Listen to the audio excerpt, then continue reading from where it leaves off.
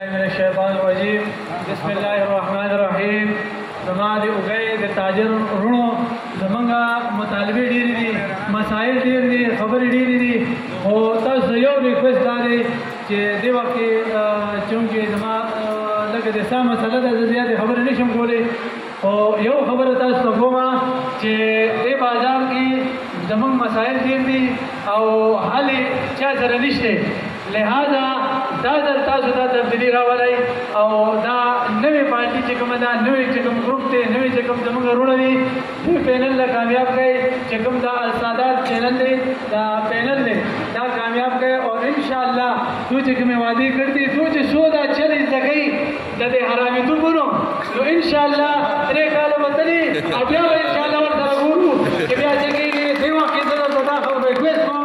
چې تاسو دوله دا 3 کاله ټایم ورکړئ او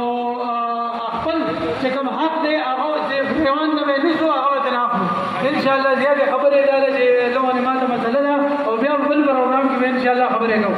ماشاءالله